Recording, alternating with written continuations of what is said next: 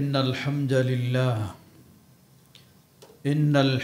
لله نحمده ونستعينه ونستغفره ونعوذ بالله من شرور أنفسنا ومن سيئات أعمالنا ومن يهده الله فلا مضل له ومن يضلل فلا هادي له وأشهد أن لا إله إلا الله وحده لا شريك له وأشهد أن محمدًا عبده ورسوله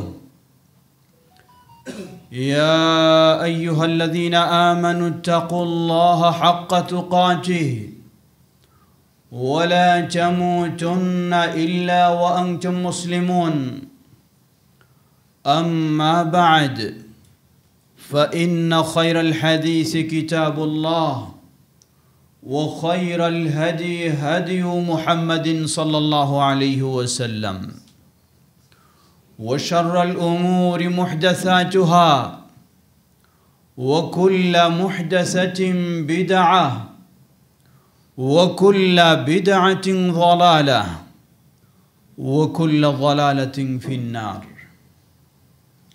وقال الله تبارك وتعالى في سورة أخرى قل هذه سبيلي أدعو إلى الله على بصيرة أنا ومن اتبعني وسبحان الله وما أنا من المشركين الحمد لله শুরুতে আবারও প্রশংসা জ্ঞাপন করছি সেই আল্লাহ সুবহানাহু ওয়া তাআলার, যার বিশেষ তৌফিকে আমরা তার দিনের পথে চলার সৌভাগ্য লাভ করেছি, যিনি আমাদেরকে তার পথে কবুল করেছেন। তার এই প্রশংসা জ্ঞাপনার্থে বলি আলহামদুলিল্লাহ। অতঃপর অসংখ্য সালাত ও সালাম পেশ করছি প্রিয় রাসূল মুহাম্মদ সাল্লাল্লাহু আলাইহি ওয়াসাল্লাম, তার আসহাবি কিরাম, আহলে বাইত, শেষ দিবস পর্যন্ত তার প্রতিটি একনিষ্ঠ অনুসারীদের উপর। সমবেত মুসল্লিবৃন্দ, আল্লাহ সুবহানাহু ওয়া তাআলার কাছে খুতবার শুরুতেই বিশেষভাবে দোয়া করছি। আজকে আমরা দেশে বলতে পারি আমরা হয়তো কিছুই অনুভব করতে পারছি না, কিন্তু যার বাড়ি নেই, ঘর নেই, স্বজন নেই, বাবা সন্তান হারা, সন্তান বাবা হারা, এই পরিস্থিতিতে পড়ে গেছে সেই বৃহত্তর খাগড়াছড়ি থেকে শুরু করে ফেনী পর্যন্ত, কি এক কঠিন বিপর্যয়ে তারা রয়েছেন। আল্লাহ তাদেরকে হেফাজত করুন। বিশেষ করে এই শাস্তি থেকে বা এই আযাব থেকে, এই ভয়াবহ ক্ষতি থেকে আল্লাহ আমাদের গোটা দেশকে হেফাজত করুন। যারা বিপদগ্রস্ত, আল্লাহ তাদেরকে বিপদ থেকে মুক্তি দান করুন। সমবেত মুসল্লিবৃন্দ, ফিরে আসি আল্লাহ সুবহানাহু ওয়া তাআলার আবারও প্রশংসা জ্ঞাপন করছি, যিনি আমাদেরকে গৌস কুতুব বা পীর দরবেশের শহরে তাওহীদের মসজিদ গড়ে তোলার যিনি তৌফিক দান করেছেন। বরিশাল মানেই তো হলো বলার অপেক্ষা রাখে না, যেখানে পীর ছাড়া কারো ইমান চলে না, গৌস কুতুব ছাড়া কারো দিন টিকে না। সেই পরিবেশে আপনি তাওহীদের উপরে প্রতিষ্ঠিত থাকবেন, তাওহীদ নাম দিয়ে আপনি মসজিদ তৈরি করবেন, এটি এতই সহজে নয়। আল্লাহ সুবহানাহু ওয়া তাআলা এই রহম করেছেন, এই তৌফিক দিয়েছেন, তাই সম্ভব হয়েছে। আলহামদুলিল্লাহ। আল্লাহ সুবহানাহু ওয়া তাআলার কাছে দোয়া করি, আল্লাহ কিয়ামত পর্যন্ত এই জামিয়া তাওহীদকে, মসজিদ তাওহীদকে কবুল করে নিন। বিশেষ করে নতুন পরিসরে যা পরিকল্পনা নিয়ে কার্যক্রম শুরু হয়েছে সেটি পূর্ণতায় পৌঁছার তৌফিক দান করুন। এবং যারা এটার সেই ভিত্তি স্থাপন থেকে জায়গা জমি দিয়ে অর্থ দিয়ে সহযোগিতা করেছেন, হয়তো আজকে অনেকেই নেই, তারা আল্লাহ এর বিনিময়ে সকলকে জান্নাতুল ফেরদাউস নসিব করুন। সমবেত মুসল্লিবৃন্দ, অত্র মসজিদের সম্মানিত খতিব আমাদের প্রিয় ভাই শেখ আনায়েত, তিনি উপস্থিত রয়েছেন। তার উপস্থিতিতে খুতবা দেওয়ার সুযোগ আল্লাহ সুবহানাহু ওয়া তাআলা করে দিয়েছেন। তার আমন্ত্রণে, আপনাদের আমন্ত্রণে সকলকে জানাই কৃতজ্ঞতা। আল্লাহ সকলকে এভাবে আন্তরিকতার সাথে তাওহীদের পথে অগ্রসর হওয়ার তৌফিক দান করুন। সমবেত মুসল্লিবৃন্দ, তাওহীদের পথই হলো আমাদের প্রিয় নবী মুহাম্মদ সাল্লাল্লাহু আলাইহি ওয়াসাল্লামের পথ। মুহাম্মদ সাল্লাল্লাহু আলাইহি ওয়াসাল্লামের পথ ভিন্ন নয়,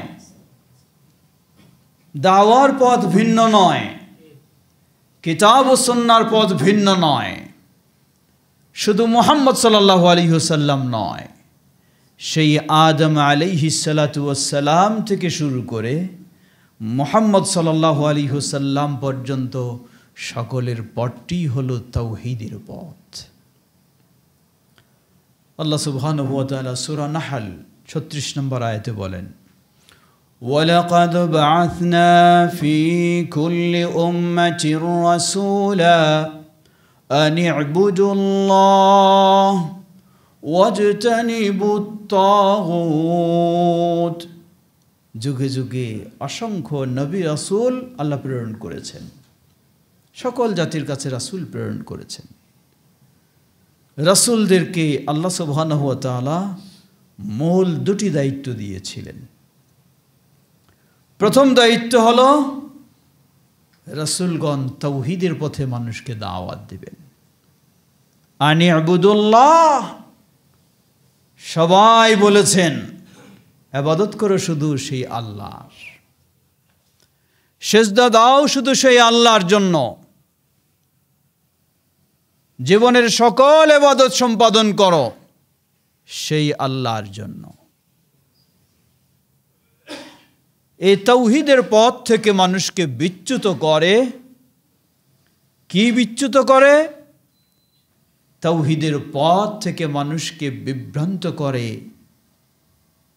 শিরক। এজন্য দ্বিতীয় কর্মসূচি হলো আনি ইবুদুল্লাহ, দ্বিতীয় কর্মসূচি হলো ওয়াজতানিবুত তাগুত, তাগুত থেকে বিরত থাকো। তাগুত কাকে বলে? তাগুতের সংজ্ঞা দিতে গিয়েও কিছুজন কিছুটা বিভ্রান্তি করে থাকে। যেমন লা ইলাহা ইল্লাল্লাহ, তাওহীদের বাণী, এর অর্থ করতে গিয়েও বিভ্রান্ত করেন। ঠিক একইভাবে তাগুতের ব্যাখ্যা দিতে গিয়েও বিভ্রান্তি করেন। লা ইলাহা ইল্লাল্লাহ এটি হলো তাওহীদের বাণী। এই তাওহীদের বাণীর অর্থ করতে গিয়ে কেউ বলেন লা ইলাহা ইল্লাল্লাহ অর্থ হলো লা রাব্বা লা খালিকা ইল্লাল্লাহ, আল্লাহ ছাড়া আর কোনো রব নেই, আল্লাহ ছাড়া আর কোনো স্রষ্টা নেই। কখনো এটি লা ইলাহা ইল্লাল্লাহ এর অর্থ নয়। কারণ মক্কার মানুষেরা তারা বিশ্বাস করত আল্লাহ রব, আল্লাহ স্রষ্টা। আবার তারা ৩৬০টি প্রতিমার পূজা করত। ওই বিশ্বাসও রেখেছিল, আবার পূজাও করছিল। নবী মুহাম্মদ সাল্লাল্লাহু আলাইহি ওয়াসাল্লাম যখন তাদেরকে বললেন কুলু লা ইলাহা ইল্লাল্লাহ তুফলিহু, তোমরা এই স্বীকৃতি দাও, বলো লা ইলাহা ইল্লাল্লাহ, তাহলেই সফল কাম হবে। তারা হতবাক হলো, বিদ্রোহ করল। আলিহাদা দাউতানা তাব্বান লাক, তোমাকে ভালো জানতাম, সম্মান করতাম, শ্রদ্ধা করতাম, কিন্তু তুমি আজকে আমাদেরকে এই লা ইলাহা ইল্লাল্লাহর দাওয়াত দিয়ে বসলে, ধ্বংস হোক তোমার। এই বলে প্রত্যাখ্যান করলো দাওয়াত। কেন? কারণ তারা জানতো আমরা রব হিসাবে আল্লাহকে বিশ্বাস করি ঠিকই, খালেক হিসাবে আল্লাহকে বিশ্বাস করি ঠিকই, কিন্তু এই সব প্রতিমার কাছে মাথা নত করতে আমাদের কোনো বাধা নাই। কিন্তু যখন এই মুখ দিয়ে লা ইলাহা ইল্লাল্লাহ বলবো, মাথা নত হবে শুধু এক আল্লাহর কাছে, আর কারো কাছে সুযোগ থাকবে না। যার কারণে লা ইলাহা ইল্লাল্লাহ প্রত্যাখ্যান করলো। তাহলে বুঝুন, লা ইলাহা ইল্লাল্লাহ এর অর্থ আল্লাহ ছাড়া কোনো রব নেই, আল্লাহ ছাড়া কোনো স্রষ্টা নেই, এটা নয়। লা ইলাহা ইল্লাল্লাহ এর অর্থ হলো আল্লাহ ছাড়া রব নেই, স্রষ্টা নেই, এটা তো অবশ্যই, কিন্তু এটাই এর অর্থ নয়। ইলাহ, ইলাহুন আই মা'বুদুন, লা ইলাহা লা মা'বুদা বিহাক্কিন ইল্লাল্লাহ এর অর্থ হলো আল্লাহ ব্যতীত সত্যিকার কোনো ইবাদত পাওয়ার যোগ্য কেউ নেই। যখন এভাবে আপনি লা ইলাহা ইল্লাল্লাহকে বুঝবেন, তখন এই লা ইলাহা ইল্লাল্লাহর জিকির করবেন, আবার পীর সাহেবের পায়ে গিয়ে আপনি সেজদা দেবেন, তা কোনোদিন হতে পারে না। সেটা বুঝেছিল মক্কার মানুষেরা যে লা ইলাহা ইল্লাল্লাহ বলা মানেই হলো সেজদার মালিক হয়ে যাবেন একজন। লা ইলাহা ইল্লাল্লাহ বলা মানেই হলো আবেদন নিবেদন পেশ করব যার কাছে, তিনি হয়ে যাবেন মাত্র একজন। লা ইলাহা ইল্লাল্লাহ মানেই হলো কুল ইন্না সলাতি ওয়া নুসুকি ওয়া মাহইয়ায়া ওয়া মামাতি লিল্লাহি রাব্বিল আলামিন, এই স্বীকৃতি দিতেই হবে। যার কারণে তারা প্রত্যাখ্যান করেছিল। আর এই যুগের মুসলিমেরা লা ইলাহা ইল্লাল্লাহ শুধু বলে না, সকাল সন্ধ্যা হাজারো বার লা ইলাহা ইল্লাল্লাহর জিকির করে, আবার প্রতিটি মুহূর্তেই লা ইলাহা ইল্লাল্লাহ বিরোধী কাজে লিপ্ত রয়েছে। কারণটা কি? কারণ হলো শুরুতেই বুঝটা ভিন্ন হয়ে গেছে। লা ইলাহা ইল্লাল্লাহ এর অর্থ যখন নেব যে আল্লাহ ছাড়া কোনো রব নাই, আল্লাহ ছাড়া কোনো স্রষ্টা নাই, তাহলেও লা ইলাহা ইল্লাল্লাহ বলতেও অসুবিধা নেই, আর অমুকের পায়ে বা কবরে বা মাজারে গিয়ে সেজদা দিতেও অসুবিধা নেই। আল্লাহ সুবহানাহু ওয়া তাআলা এই লা ইলাহা ইল্লাল্লাহ আমাদের দেননি। এজন্য আল্লাহ রাব্বুল আলামিন বলেন, দুটি শর্ত আপনাকে।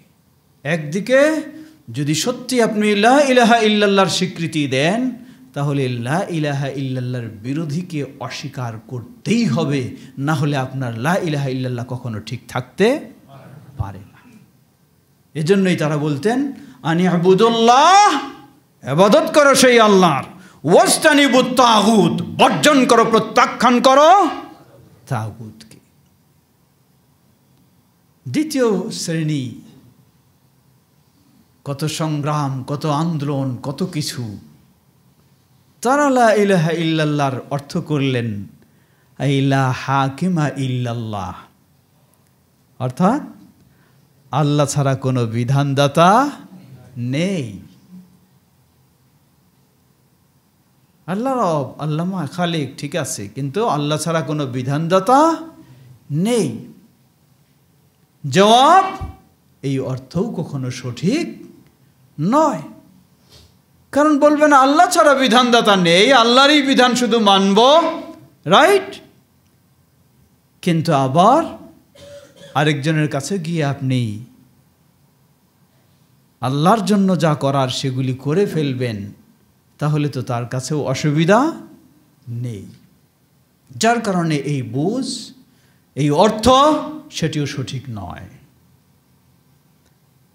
লা ইলাহা ইল্লাল্লাহ এর অর্থ এই জন্যই আমরা বলি লা মা'বুদা বিহাক্কিন ইল্লাল্লাহ, আল্লাহ ব্যতীত সত্যিকার কোনো মাবুদ নেই। কেউ বলবেন যে সত্যিকার কেন যোগ করব? জবাব, মাবুদ কাকে বলা হয়? যার ইবাদত করা হয় তাকে মাবুদ বলা হয়। মাবুদ, যার ইবাদত করা হয় তাকে মাবুদ বলা হয়। পৃথিবীর বুকে অসংখ্য সূর্য পূজারী রয়েছে, সূর্যের ইবাদত করে, তার মাবুদ তো সূর্য। চন্দ্রের পূজারী রয়েছে, তার মাবুদ চন্দ্র। প্রতিমা পূজারী রয়েছে, তার মাবুদ প্রতিমা। পাথর পূজারী রয়েছে, তার মাবুদ পাথর। পীর পূজারী রয়েছে, তার মাবুদ পীর। তাহলে যদি বলি আল্লাহ ছাড়া কোনো মাবুদ নেই, কথা সঠিক নয়। আল্লাহ ছাড়া অগণিত মাবুদ পৃথিবীতে রয়েছে, কিন্তু কি বলতে হবে? এই সব মাবুদ হলো মিথ্যা। সত্য মাবুদ এক আল্লাহ সুবহানাহু ওয়া তাআলা। এটাও আল্লাহ রাব্বুল আলামিন কোরআনুল কারীমে স্পষ্ট করে দিয়েছেন।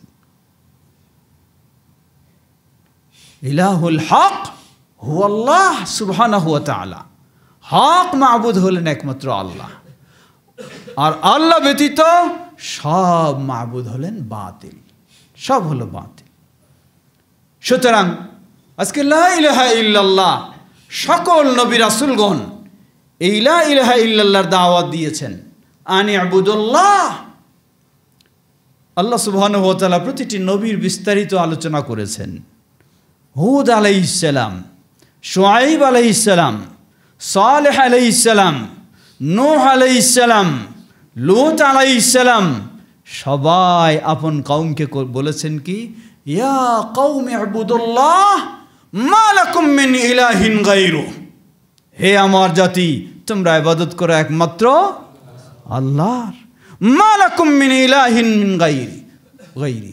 আল্লাহ ব্যতীত তোমাদের তো কোনোই মাবুদ নেই, কোনো ইলাহ নেই।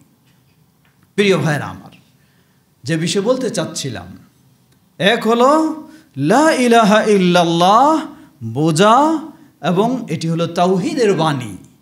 সেই আলোকে তাওহীদের স্বীকৃতি দেওয়া, তাওহীদ মেনে নেওয়া, তাওহীদের আলোকে জীবনটাকে গড়া।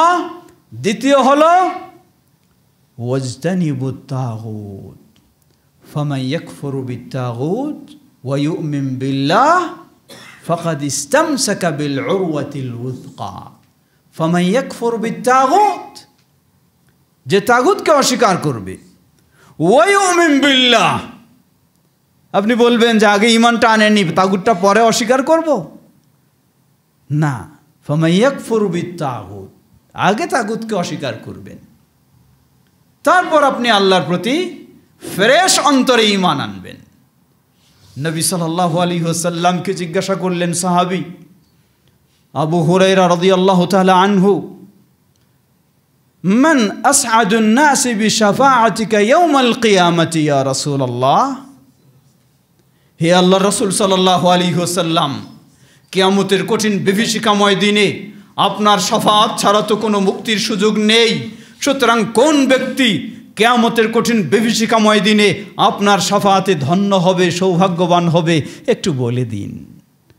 রাসূল সাল্লাল্লাহু আলাইহি ওয়াসাল্লাম বললেন, হে আবু হুরায়রা, আমার ধারণা ছিল তুমিই হয়তো এই বিষয়ে সর্বপ্রথম আমাকে জিজ্ঞাসা করবে, কারণ তোমার মাঝে আমি সবচেয়ে বেশি আগ্রহ উৎসাহ দেখি হাদিস সংগ্রহের।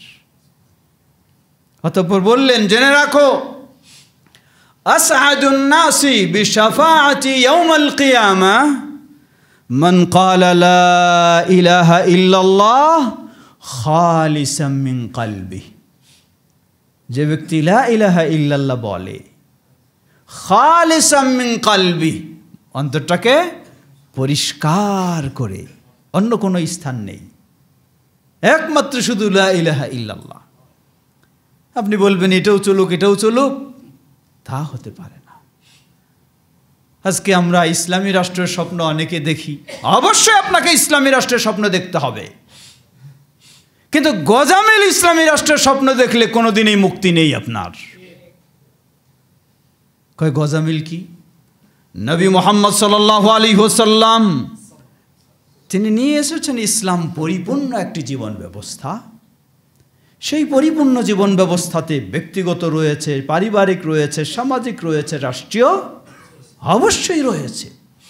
সেটি চিন্তা থাকতে হবে আপনার। কিন্তু এমন নয় যে মানুষ ঠিক হোক আর না হোক, তাওহীদ বুঝুক আর না বুঝুক, শিরক থেকে মুক্ত হোক আর না হোক, সবাই মিলে একটা রাষ্ট্র বানায়নি। কে কবর পূজা করে অসুবিধা নেই তারটা করতে থাকুক, কে মাজার পূজা করে অসুবিধা নেই করতে থাকুক, কে কোন চিন্তা থাকে থাকুক, একটা খালি ইসলামী রাষ্ট্র দাঁড় করে নেই। কিয়ামত পর্যন্ত এই ধরনের গজামিলের ইসলামী রাষ্ট্র দিয়ে আপনি দিন কায়েম করতে পারবেন না, কখনো নয়। দিন কায়েম করেছেন নবী মুহাম্মদ সাল্লাল্লাহু আলাইহি ওয়াসাল্লাম। দিন কায়েমের নির্দেশ পেয়েছেন নূহ আলাইহিস সালাম, ইব্রাহিম আলাইহিস সালাম, মূসা আলাইহিস সালাম, ঈসা আলাইহিস সালাম, মুহাম্মদ সাল্লাল্লাহু আলাইহি ওয়াসাল্লাম।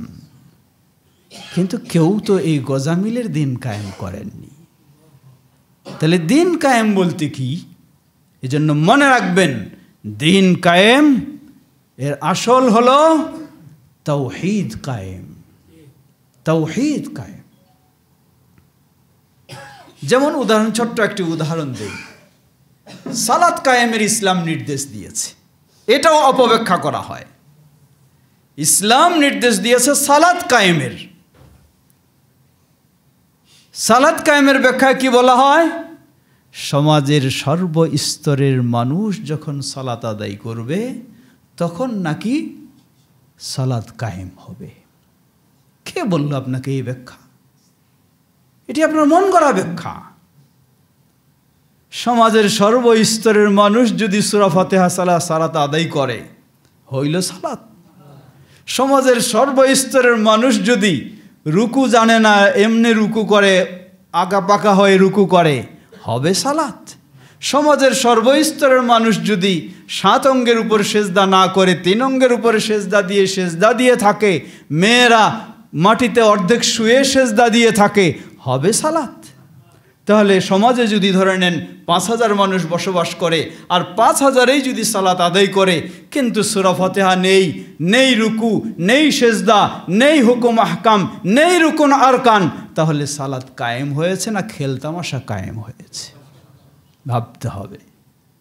এই ধরনের ভুল ব্যাখ্যা দিয়ে বোঝানো হয় সবাই সালাত আদায় করলে যেমন সালাত কায়েম হয়, গোটা দেশটাই ইসলামী যখন হয়ে গেল তখন এই নাম হলো ইসলাম কায়েম। না,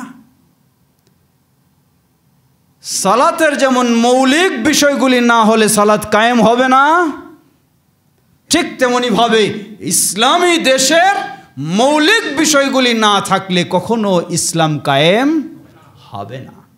সালাতের মৌলিক কি? ছোট্ট একটি উদাহরণ দেই। খুব সুন্দর সহিহ হাদিসের আলোকে আপনি সালাত জানলেন, শিখলেন, আদায়ও করলেন, কিন্তু সালাতের যে একটি গুরুত্বপূর্ণ শর্ত তা হলো অজু থাকতে হবে। অজু নাই। আধা ঘন্টা ধরে যদি 2 রাকাত সালাত আদায় করেন ধীর স্থিরে, সুন্দর রুকু, সুন্দর সেজদা, কিন্তু অজু নাই, খুব সুন্দরই তো হয়ে যাবে, কোশ্চিন কালেও নয়। একই দৃষ্টান্ত নিয়ে নিন, গোটা জীবনটাই আপনি ইসলামী করে করে শেষ করে ফেললেন, কিন্তু আপনার ভিতরে তাওহীদ নাই। তাহলে ওই সালাতের অবস্থা যেমন, এই ইসলামী জীবনের অবস্থাটাও একই। সুতরাং আল্লাহ সুবহানাহু ওয়া তাআলা সেই প্রসিদ্ধ 5 জন রাসূল, নূহ আলাইহিস সালাম, ইব্রাহিম আলাইহিস সালাম, মূসা আলাইহিস সালাম, ঈসা আলাইহিস সালাম, মুহাম্মদ সাল্লাল্লাহু আলাইহি সাল্লামকে নির্দেশ দিলেন, আন আকিমুদ্দিন, দিন কায়েম করো। কোন দিন কায়েম করো? আজকে ইসলামী রাষ্ট্র পাওয়া যায় পৃথিবীতে, কিন্তু সেই ইসলামী রাষ্ট্রের মানুষেরা আপনার কোরআনও মানে না, হাদিস তো মানেই না, সাহাবায়ে কেরামদেরকে তো কাফের বলে ফতোয়া দিয়েই রেখেছে। মুহাম্মদ সাল্লাল্লাহু আলাইহি সাল্লামের বিষয়ে তো উগ্রপন্থী তারা বলে থাকে যে জিবরাইল আলাইহিস সালাম ভুল করে তাকে নবুয়ত দিয়ে ফেলেছে। আবার সাইনবোর্ড হলো কিসের? ইসলামী রাষ্ট্র। এটি শুধু বোঝার জন্য বলছি, মনে রাখবেন অবশ্যই ইসলামী রাষ্ট্রের প্রয়োজন, কিন্তু গজামিল দিয়ে ইসলামী রাষ্ট্র দিয়ে কখনো ইসলাম হবে না। আল্লাহ আমাদের বিষয়টি সঠিক বোঝার তৌফিক দান করুন। এজন্য যে বিষয়টির প্রয়োজন, আপনার জীবনে সর্বোচ্চ সর্বক্ষেত্রে যার গুরুত্ব দেবেন সেটি হলো কওলু লা ইলাহা ইল্লাল্লাহ তুফলিহু। আর এই লা ইলাহা ইল্লাল্লাহ ঠিক রাখার অপর সাইড হলো ওয়াজতানিবুত তাগুত, তাগুত থেকে বিরত থাকা। বলছিলাম যে তাগুতেরও ভুল ব্যাখ্যা হয়। সরকার যদি ইসলাম অনুযায়ী, কোরআন সুন্নাহ অনুযায়ী শাসন না চালায়, তাহলে এটাই হলো তাগুত, আর কেউ তাগুত না। আমি যে কোরআন এবং সুন্নাহ অনুযায়ী আকীদা মানতে চাই না, আমি কি তাহলে? কথাটি মনে রাখবেন। আল্লাহ সুবহানাহু ওয়া তাআলা তিনভাবে বলেছেন, মান লাম ইয়াহকুম বিমা আনজালাল্লাহ ফাউলাইকা হুমুল কাফিরুন বললেন, ফাউলাইকা হুমুল ফাসিকুন বললেন, ফাউলাইকা হুমুল যালিমুন বললেন। কাকে কাফের বললেন? মান লাম ইয়াহকুম বিমা আনজালাল্লাহ, যে আল্লাহর ফয়সালা অনুযায়ী, আল্লাহর নাজিল করা বিধান অনুযায়ী ফয়সালা করবে না, সে কাফের। আচ্ছা বলুন তো, যে আল্লাহর বিধান অনুযায়ী ফয়সালা করবে না সে যদি কাফের হয়, আর যে আল্লাহর বিধান অনুযায়ী আকীদা গ্রহণ করবে না সে কিভাবে মুসলিম হতে পারে? আল্লাহর বিধান অনুযায়ী যে আকীদা নেবে না সে কিভাবে মুসলিম হতে পারে? বললেন যে আল্লাহর বিধান অনুযায়ী আকীদা আবার কেমনে না হয়?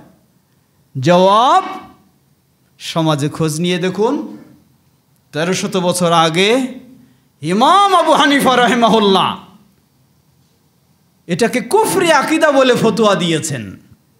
যে ব্যক্তি বিশ্বাস করে যে আল্লাহ সুবহানাহু ওয়া তাআলা সপ্ত আসমানের ঊর্ধ্বে, আরশের উপরে নেই, সর্বত্র রয়েছেন, এই বিশ্বাস করে 1300 বছর পূর্বে ইমাম আবু হানিফা রাহিমাহুল্লাহ তার এই আকীদাকে কুফরি আকীদা বলে ফতোয়া দিয়েছেন।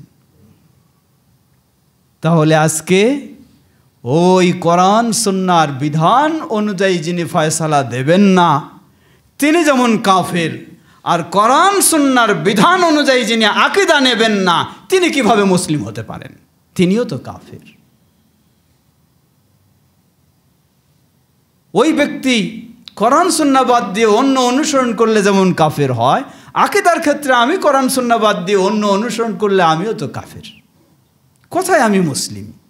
সুতরাং মনে রাখবেন, আমাদের একটি প্রবণতা রয়েছে, সেটি হলো শুধু অন্যের ভুল খুঁজতে চাই, নিজের ভুল দেখতে চাই না। আমাকে আগে নিজের ভুল দেখতে হবে। ইসলাম আগেই দাওয়াত দিতে বলেনি, ইসলাম বলেছে আগে আমি মানব, তারপরে আমার দায়িত্ব হলো অন্যের কাছে পৌঁছে দেওয়া। আমার মানার চিন্তা নাই, আর শুধু অন্যের বিষয়টা নিয়ে বেশি চিন্তা করি। সুতরাং তাগুত কুল্লু মা উবিদা মিন দুনিল্লাহ ফাহুয়া মিনাত তাগুত। আল্লাহকে বাদ দিয়ে যারই আনুগত্য করা হয়, আল্লাহকে বাদ দিয়ে যারই ইবাদত করা হয়, আল্লাহকে বাদ দিয়ে যারই মাথা নত করা হয়, সব হলো তাগুতের অন্তর্ভুক্ত। এজন্য ইমাম ইবনুল কাইয়িম রাহিমাহুল্লাহ বলেন, আত-তাওয়াগীতু কাসীরাতুন ওয়া রুআসাউহা খামসাতুন। তাগুত অনেক, কিন্তু মাথা হলো 5টা, মূল জিনিস 5টা। কি 5টা? প্রথম তাগুত হলো ইবলিস। ইবলিস হলো 1 নম্বর তাগুত। জীবনের সর্বক্ষেত্রে আপনাকে ইসলাম থেকে, তাওহীদ থেকে, ঈমান থেকে সরানোর বড় সংগ্রামী হলো ইবলিস। ইবলিস হলো 1 নম্বর তাগুত। দ্বিতীয়, মান দা'আন নাসা লিইবাদাতিহি, যে মানুষকে আহ্বান জানায় তার ইবাদত করার জন্য, সে তাগুত। কে মানুষকে আহ্বান জানায় তার ইবাদত করার জন্য? বলে ফেলবেন, মানুষকে আবার কোনোদিন তার ইবাদত করার জন্য আহ্বান জানায় নাকি? জবাব, সেই সমাজেই তো আপনারা মানুষ হয়েছেন, বলার অপেক্ষা রাখে না। ইবাদত কি ওইটাই বুঝতে হবে। ইবাদত না বোঝার কারণেও অনেক সময় এটা বুঝতে পারি না। যারা আজকে দুনিয়া শুধু নয়, আপনারা আখেরাতে জান্নাতে নেওয়ার জন্য ডিক্লারেশন দিচ্ছেন, তারাই যখন আপনার সেজদা পাওয়ার জন্য বসে আছেন, সে কি আপনাকে তার ইবাদতের জন্য দাওয়াত দিচ্ছে না? এই সব হলো তাগুত, সব হলো তাগুত। ওয়ামান উবিদা মিন দুনিল্লাহ ওয়া হুয়া রাদিন, যে তার ইবাদতের জন্য দাওয়াত দেয় না, কিন্তু তার ইবাদত করা হয় আর সে এটাতে সন্তুষ্ট থাকে। সন্তুষ্ট থাকে মানে কি? সন্তুষ্ট থাকার একটা সুন্দর ছোট্ট উদাহরণ শুনে নিন। আমাদের সমাজে সামাজিকভাবে আমাদের বহু অনুষ্ঠান হয়, বিয়ে শাদীর অনুষ্ঠান হয়, অলিমারও অনুষ্ঠান হয়। অলিমার অনুষ্ঠানে কেউ দাওয়াত দিলে যাওয়াটা হলো ওয়াজিব শরীয়তের দৃষ্টিকোণ থেকে। শর্ত, যদি সেখানে ইসলাম বিরোধী কোনো কার্যকলাপ না থাকে। কোন অনুষ্ঠানটা আছে এখন ইসলাম বিরোধী কার্যকলাপ নাই? বলা যেতে পারে 95%-এর বেশি ইসলাম বিরোধী কার্যকলাপের বিয়ের অনুষ্ঠান, সব 95%-এরও বেশি। কমপক্ষে তো এতটুকু পাবেন, নারী পুরুষের অবাধ। এটা কি ইসলাম সমর্থন করে নাকি? এটা তো হারাম। কত রকমের সেগুলি। তাহলে সেখানে গিয়ে আপনি কি করবেন? আপনি বলবেন যে আসলেই এই তো যেখানে যাওয়া জায়েজ নাই, আমি আসলে এটা কি করি না, অপছন্দ করি। আপনি কি অপছন্দ করেন, না ওখানে খেতে আরো বেশি মজা পান? যদি খেতে মজা না পান, অপছন্দ করতেন, তাহলে তো আপনি কোনোদিন যেতেন না। আপনি লক্ষ্য করেছেন সহিহুল বুখারীর হাদিস, নবী সাল্লাল্লাহু আলাইহি ওয়াসাল্লামকে তার মেয়ে ফাতেমা রাদিয়াল্লাহু আনহা দাওয়াত দিলেন বাসায়। মেয়ে দাওয়াত দিয়েছে, এটা তো আগেই দাওয়াত ছাড়াই চলে যাবে বাবা, এটাই স্বাভাবিক। কিন্তু মেয়ে যখন দাওয়াত দিয়েছে, নবী সাল্লাল্লাহু আলাইহি ওয়াসাল্লাম গেলেন, গিয়ে দরজার বাইরে থেকে দেখলেন ভিতরে একটা পর্দা ঝোলানো, পর্দায় কিছু নকশা ছবি রয়েছে। নবী সাল্লাল্লাহু আলাইহি ওয়াসাল্লাম সেই ঘরে তো ঢুকলেনই না, কিছু বললেনও না, সেখান থেকেই মুখ ফিরিয়ে, গেটের বাইরে থেকেই মুখ ফিরিয়ে তিনি চলে আসলেন।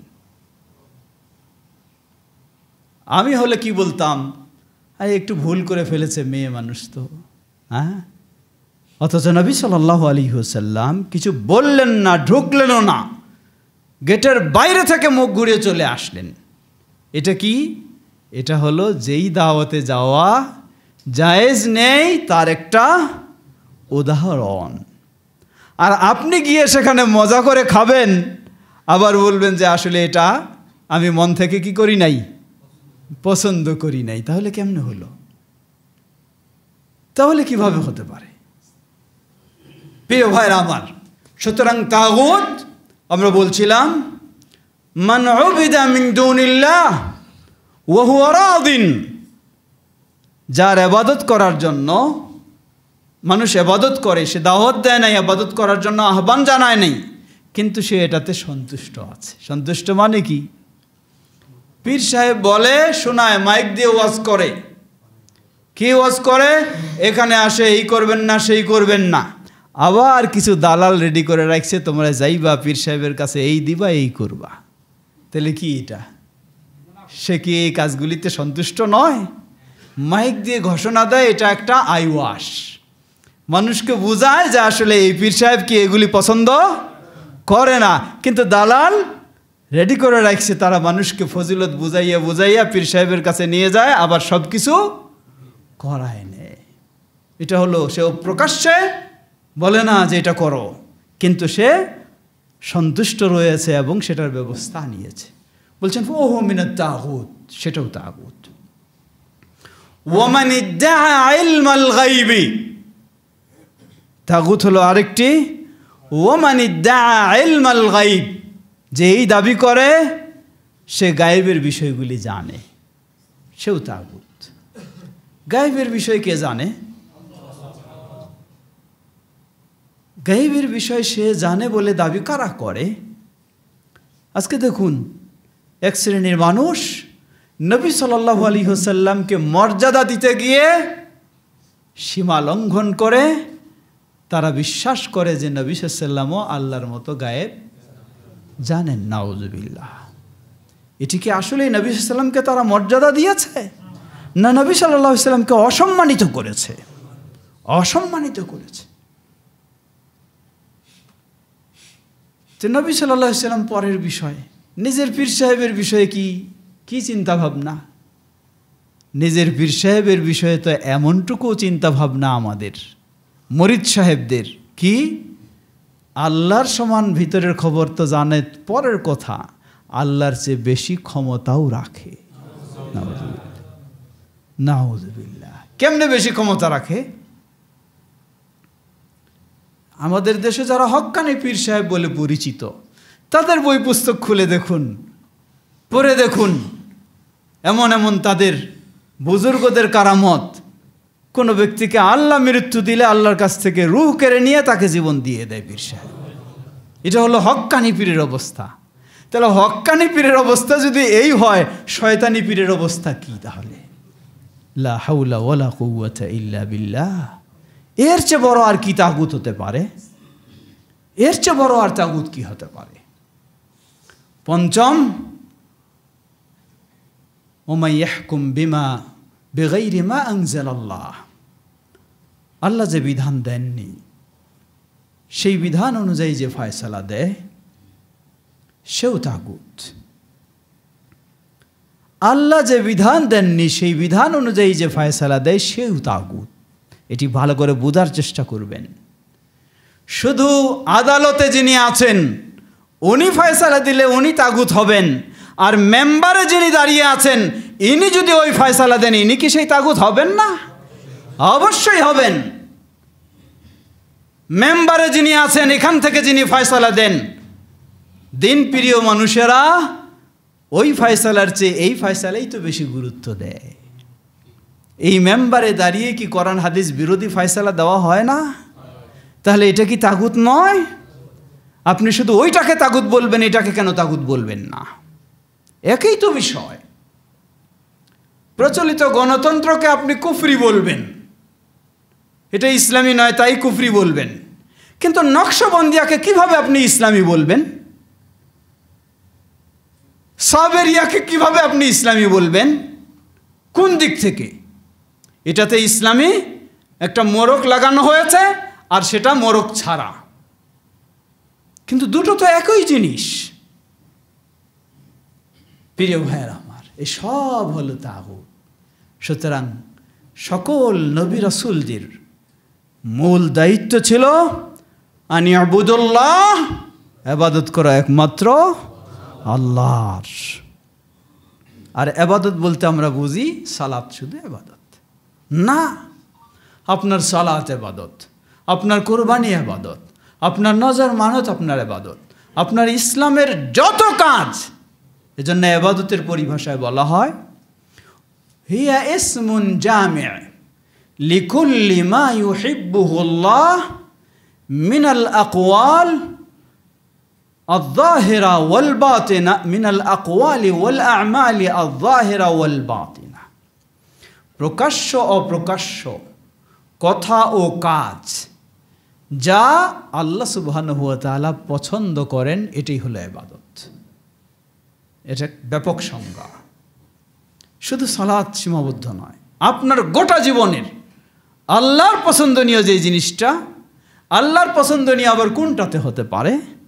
আল্লাহর পছন্দনীয় সেটাই হবে যা আল্লাহ এবং আল্লাহর রাসূল যা বলেছেন সেই অনুযায়ী যদি হয় তাহলে পছন্দনীয় হবে, যদি না হয় তাহলে দুনিয়ার সব মুফতিরা ঐক্যবদ্ধ হয়েও যদি ফতোয়া দিয়ে দেয়, আর আল্লাহ যদি সেক্ষেত্রে কিছু না বলেন, মুহাম্মদ সাল্লাল্লাহু আলাইহি সাল্লাম যদি কিছু না বলেন, তাহলে সেটি কখনো ইসলামের বিষয় হবে না, ইবাদত হবে না।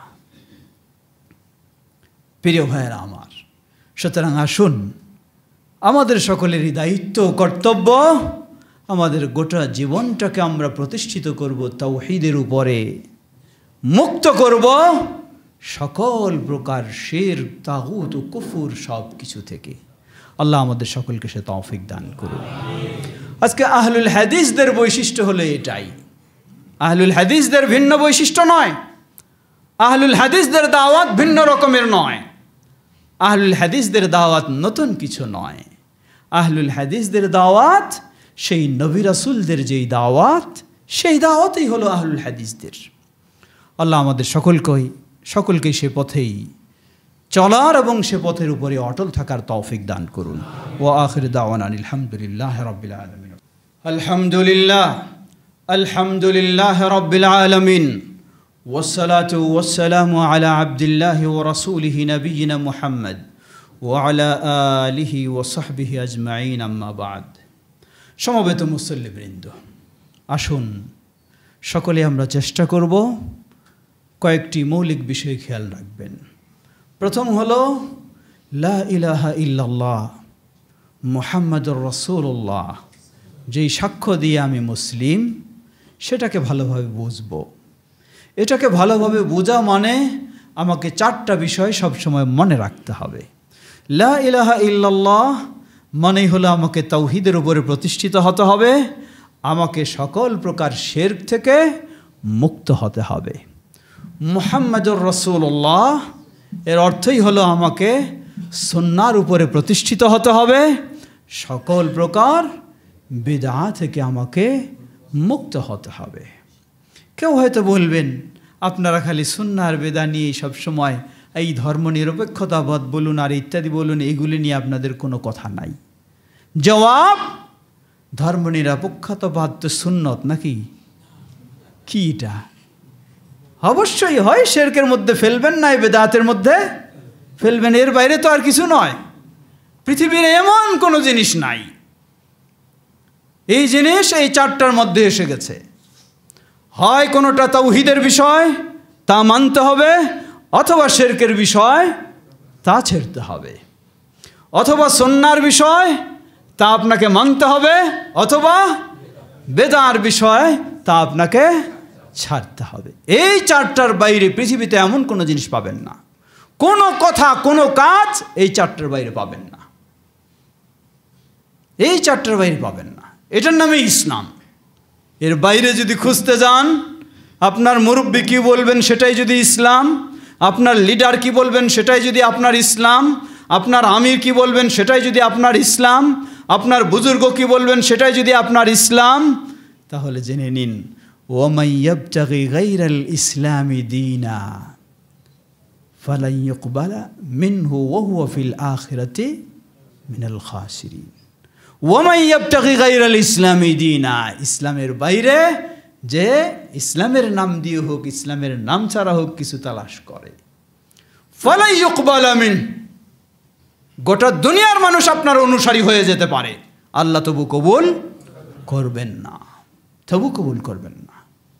ক্ষতিগ্রস্ত হয়তো দুনিয়ায় আপনি অনেক দাপট দেখাবেন, অনেক আপনার শক্তির পাওয়ার দেখাবেন, আপনার জনবল অনেক দেখাবেন, আপনার সংখ্যা অনেক দেখাবেন, ও হুয়া মিনাল খাসিরিন, কিয়ামতের দিন আপনি অবশ্যই ক্ষতিগ্রস্তের কাতারে আপনি শামিল হবেন। আসুন আমরা সেই ইসলাম, তাওহীদ ও সুন্নাহর ইসলামের উপর প্রতিষ্ঠিত হওয়ার চেষ্টা করি। আল্লাহ আমাদের তৌফিক দান করুন। আজকে আহলুল হাদিসদের দাওয়াত হলো এটাই, সালাফি মানহাজের দাওয়াত হলো এটাই। সুতরাং ছোট্ট কয়েকটি আমার পরামর্শ। প্রথম বিষয়, জীবনের সর্বক্ষেত্রে এই চারটি বিষয় মনে রাখবেন। চারটির মাঝে দুটি আমার পালনের আর দুটি আমার বর্জনের। এই চারটি আপনাকে সব বিষয়ে গাইড দেবে, সব বিষয়ে গাইড দিবে। সুতরাং গোটা বাংলার বুকে পরে যাই, বরিশালে আজকে আলহামদুলিল্লাহ আমি আহমেদ ভাইকে জিজ্ঞাসা করলাম যে কতগুলি মসজিদ রয়েছে, কিছু তথ্য তিনি দিলেন, আমারও কিছু জানা ছিল। এখনও হয়তো গোটা বরিশালে মনে হয় না 25-30টা মসজিদ বোধহয় এখনও বরিশাল জেলার মধ্যে মনে হয় নাই আমাদের মসজিদ। কি বলেন, আছে 25-30 হবে? হবে না, কম হবে, হয়তো 10 থেকে 15টা হইতে পারে। এখন এই মসজিদগুলিও দেখবেন এক এক সমস্যার সম্মুখীন হয়ে আছে। স্বাধীনভাবে আপনারা যেমন এখানে সাহসের সাথে সুন্দরভাবে নিরাপদে সালাত আদায় করেন, অনেকগুলিতে এরকম হয় না। সকালে এক হুমকি আসে, বিকালে আরেক হুমকি আসে, এই দিক এক পক্ষ, ওই দিক আরেক পক্ষ। কিন্তু বরিশালের সব মসজিদগুলি যদি আমরা ঐক্যবদ্ধ হয়ে পরস্পরের সম্পর্ক রেখে, যোগাযোগ রেখে, সহযোগিতা দিয়ে এগিয়ে যাওয়ার চেষ্টা করি, তাহলে এই মসজিদ যেমন সুন্দরভাবে সাহসের সাথে এগিয়ে যাচ্ছে, মুলাদির মসজিদও সেভাবে যাবে, উজিরপুরের মসজিদও সেভাবে যাবে, সবগুলি এভাবে তখন করতে পারবে ইনশাআল্লাহ। এটাই প্রয়োজন, এটাই বলে দিচ্ছে যে ছিন্ন ভিন্ন নয়, আমাদের পরস্পরই সহযোগিতা দিয়ে এই তাওহীদ ও সুন্নাহর কাজে এগিয়ে যেতে হবে। আল্লাহ আমাদের সকলকে সে তৌফিক দান করুন। এমনইভাবে জেলার যখন চিন্তা করব, তখন আমাদেরকে গোটা দেশের চিন্তা করতে হবে। মনে রাখবেন, আপনার সামনে কিন্তু বহু রকমের সমস্যা দিনের পর দিন আসবে, যা আপনি কল্পনাও করেননি। এজন্য আপনাকে অবশ্যই সচেতন হতে হবে, অবশ্যই পরস্পরে সম্পৃক্ত হয়ে পরস্পরের সাথে যোগাযোগ রেখে আমাদের আন্তরিকতার সাথে ঐক্যবদ্ধর সাথে এগিয়ে যেতে হবে। তাহলেই ইনশাআল্লাহ আল্লাহ সুবহানাহু ওয়া তাআলা আমাদেরকে আরও সফলতা দেবেন ইনশাআল্লাহ। আল্লাহ আমাদের সকলকে সেভাবেই ঐক্যবদ্ধ হয়ে কাজ করার তৌফিক দান করুন। সমবেত মুসল্লিবৃন্দ, সর্বশেষ স্মরণ করে দিতে চাই, বর্তমান যে ভয়াবহ পরিস্থিতি আমরা দেখছি, সত্যিই এখন তো ঘরে বসেই সব কিছু দেখা যায়। আল্লাহু আকবার, কি করুণ ভয়াবহ দৃশ্য! কোথায় বাচ্চা, কোলের বাচ্চা, কোথায় সন্তান সম্ভবা মা, কোথায় বৃদ্ধ বাবা, বৃদ্ধ মা। আল্লাহু আকবার, ঘরে যখন ঠাঁই নেই, রাস্তায় আসবেন, রাস্তায় দাঁড়ানোর জায়গা নেই, রাস্তাও আপনি দাঁড়াতে পারছেন না, এমন পরিস্থিতি নেই। পানিতে ভেসে যাচ্ছে গরু ছাগল সব, কি এমনকি মানুষও ভেসে চলে যাচ্ছে। এমন ভয়াবহ পরিস্থিতিতে প্রথম হলো আল্লাহ সুবহানাহু ওয়া তাআলার সহযোগিতা চাওয়া, দ্বিতীয় হলো আমাদের সকলের পক্ষে চেষ্টা করা উচিত, যার পক্ষে যতটুকু সম্ভব তাদের সহযোগিতায় এগিয়ে আসা। আসুন আমরা যে যেখানে রয়েছি, যেভাবেই হোক চেষ্টা করব সবাই তাদের সহযোগিতায় এগিয়ে আসতে। আল্লাহ আমাদের সকলকে সে তৌফিক দান করুন।